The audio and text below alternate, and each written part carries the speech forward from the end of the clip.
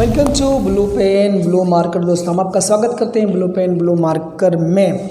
आज हम बात करेंगे एक बहुत इंपॉर्टेंट जो पोएम है उसके बारे में बात करेंगे।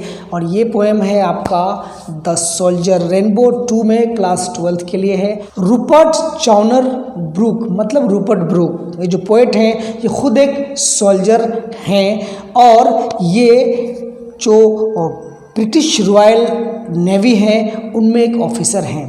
और 27 ईयर्स की एज में जब ये स्काइरोस ग्रीस में होते हैं तब इनको सेप्सिस हो जाता है, मतलब ब्लड पॉइजनिंग हो जाता है और उनकी वहाँ डेथ हो जाती है। उनकी पैदाइश जो है, उनका जन्म इंग्लैंड में होता है, लेकिन वो सेप्सिस के कारण ग्रीस में उनकी मौत हो जाती है। बहुत ही एक इमोशन से भरा हुआ पोएम है, एक पैट्रियटिज्म से भरा हुआ पोएम है।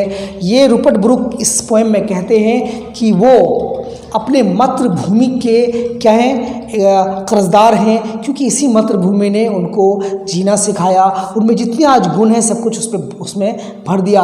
वहाँ के हवाओं में, वहाँ के नदियों में, वहाँ के एटमॉस्फेयर में पले बढ़े सब कुछ है। जो कुछ भी सीखा है अपनी इस मातृभूमि मतलब इंग्लैंड से सीखा है। वो कह रहे हैं कि उनको मरने में कोई दिक्कत नहीं है। वो कहीं भी अगर वो फाइट करते हुए अगर मर जाते हैं तो किसी को दुख भी नहीं होना चाहिए। लेकिन वो ये कहते हैं कि जब वो फाइट करते हुए किसी फॉरेन लैंड में, किसी विदेशी जगह पर, ज़मीन पर अगर वो मर जाते हैं तो वो ये कहते हैं कि उस ज़मीन पर जब उनकी लाश को दफनाया जाएगा तो उनका उस ज़मीन का, उस फॉरेन लैंड का एक छोटा सा कोना हमेशा के लिए इंग्लैंड बन जाएगा। मतलब वह इंग्लैंड की खुशबू आएगी। इंग्लैंड ने जो कुछ उनको दिया है आज, वो वहाँ से, उस कोने से हमेशा के लिए वो एक तरह का एक इंग्लैंड कंट्री की उसको याद दिलाता रहेगा कि कोई उस धरती का लाल यहाँ पर समाया हुआ है, इस धरती में मदफून है, इस धरती में उसको दफन किया गया है। रूपर्ट ब्रूक कहते हैं कि वो जो है इस जो वार हो रहे हैं, जो युद्ध हो रहे हैं, जो लड़ाइयाँ हो रही हैं, इनके ख़िलाफ़ हैं। वो चाहते हैं कि दुनिया पीसफुल रहे, शांतिपूर्ण लोग जिए, एक दूसरे का मैत्रीपूर्ण जो भावना है, जो संबंध है, वो बना रहे। तो दोस्तों, ये काफ़ी हैंडी हो जाएगा आपके लिए। आपको 2-4 पॉइंट से याद रखने के द सोल्जर में हमको समराइज़ करना है तो कैसे लिखना है, कोई लाइन अगर यहाँ से हमको आता है तो किस तरह से उसको एक्सप्लेन करना है। आप सिंपल कुछ 2-3 पॉइंट्स हैं, इसको आप याद रखिए, काम ख़त्म।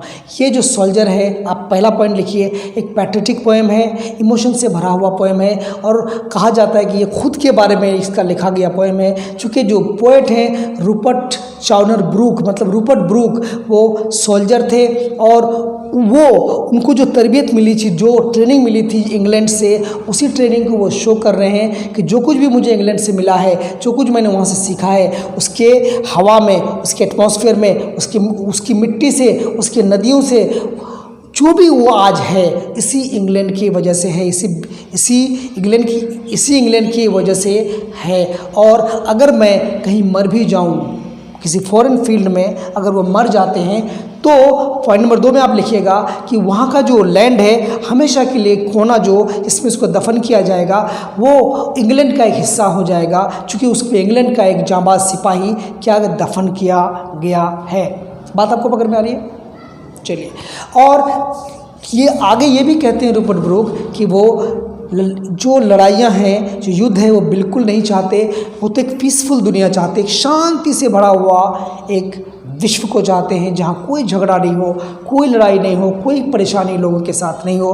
और वो कहते हैं कि इंग्लैंड इस तरह का एक हेवन बनेगा, एक तरह का पैराडाइज बनेगा। ये बात 1914 की है, जब पहले साल जो फर्स्ट वर्ल्ड वार की लड़ाई हो रही थी, उसी में ये जो रूपर्ट ब्रूक हैं वो शामिल हुए थे। और उनका देहांत उसकी कंट्री में ना हो करके कहीं स्काइरोस जो कि ग्रीस में है, वहाँ उनका सेप्सिस के कारण, मतलब ब्लड पॉइजनिंग के कारण उनका देहांत हो गया था। जब वो तैयार हो रहे थे गलीपोली पोस्ट में जाने के लिए, अटैक करने के लिए फर्स्ट वर्ल्ड वार के दौरान। अगर हम इसको समराइज़ करें, सिंपल टर्म्स में इसको समराइज़ करें तो एक भावना है, एक सोल्जर की भावना है, उसकी देशभक्ति है, जो उसको ये कहलवाती है कि जितना भी उसमें जो गुण है, जो भरा गया है, वो इंग्लैंड का है, पूरी तरह से इंग्लैंड का है।